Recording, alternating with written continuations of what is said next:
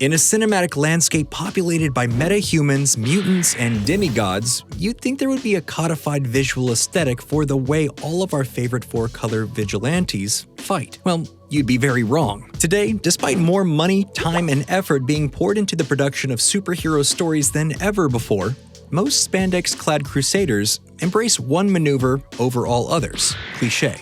You're imitating the God-Man. It's weird. No, I'm not.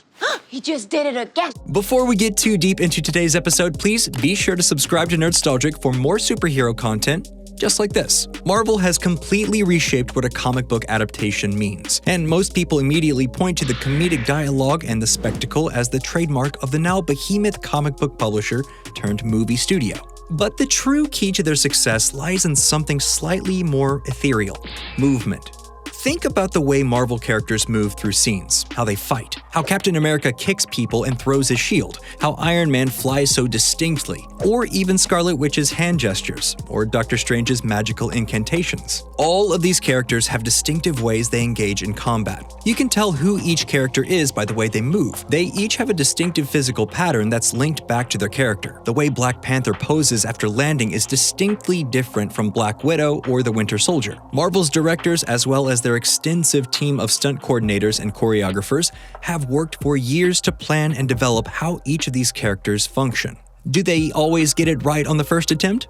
No, but they develop things over time. Look specifically at how Captain America fought in the first Avenger. He used hand-to-hand combat, and his trademark shield throw was there, but he wasn't the physically intimidating and impressive human specimen that would appear in the Winter Soldier, where he kicks an assailant off a boat. She seems kind of nice. Secure the engine room, then find me a date. I'm multitasking. This evolved version of Cap is direct, no-nonsense, and purely focused on accomplishing his mission. He's not there to show off, he's pure functionality. This links back to who he was as Steve Rogers. Now look back at Black Widow.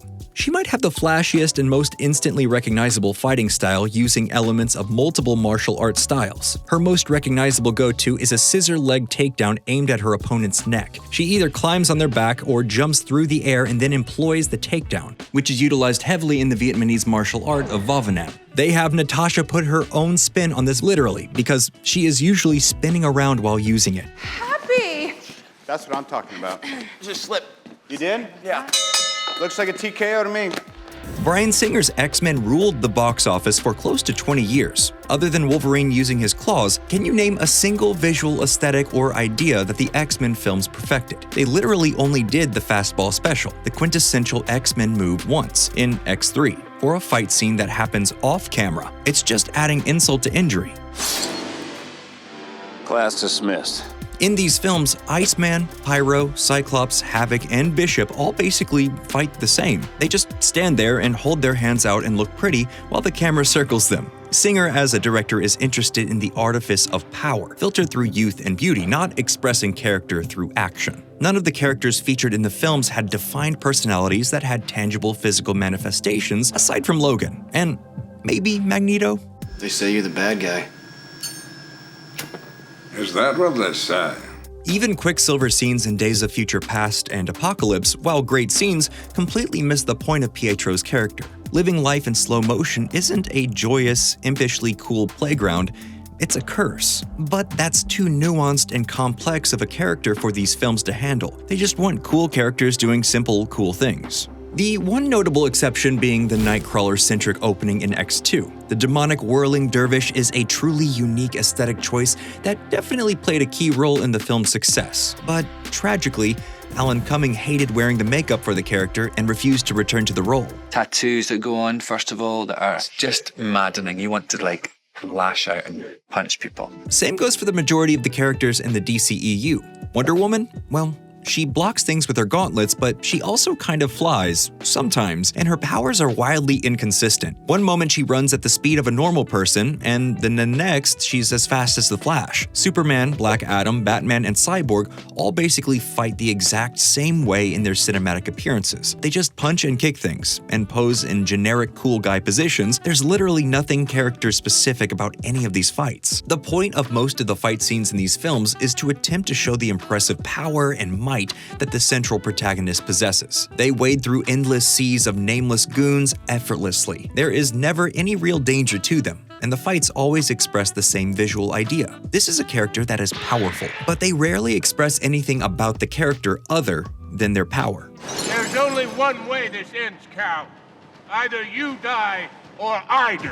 Currently, even the MCU is struggling with this issue. Since the close of Phase 3, can you name a single new character that has a unique fighting style? They tried with Shang-Chi, but he hasn't had enough time to truly develop. He's in his Cap First Avenger era. It's just kung fu. It's not a signaturized version of the Chinese traditional martial art that reflects anything specific about the character. The oversaturation with these characters from both companies has led to less and less innovation on this front. With each successive film and each project attempting to differentiate itself from the field of other adaptations, they're all mining the same few pieces of source material for inspiration. The other issue is that there just aren't enough top-level stunt coordinators and fight choreographers to go around, so Marvel and DC often end up employing many of the same people who fall back on similar solutions time and time again. Look for example at Sam Hargrave.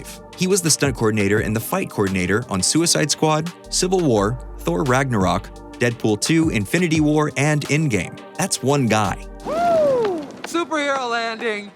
Yeah, that's really hard on your knees. Totally impractical. They all do it. Think back to probably the most visually inventive superhero movie of all time, The Matrix. Not only did they invent and templatize the way that most superhero films would be shot with bullet time, but they also understood the importance of action choreography to express character growth through movement. That's why they were so insistent on hiring arguably the greatest action choreographer of all time, Yuen Wu-ping. He and his team worked for 6 months to create fighting styles that were tailored to each actor, and then trained them personally. The interesting thing is in the challenge.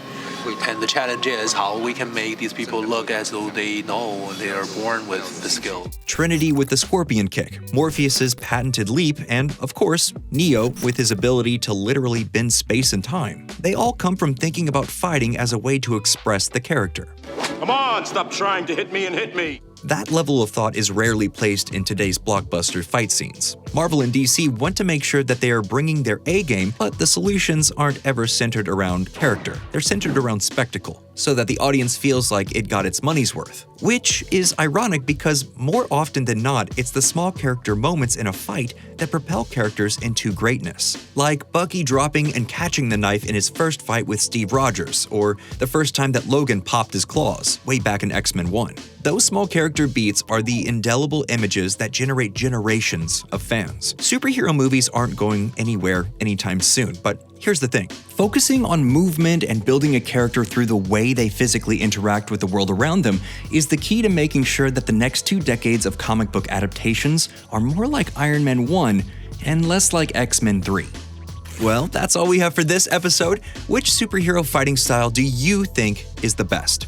Comment down below, and as always, like and subscribe to Nerdstalgic for more videos just like this one.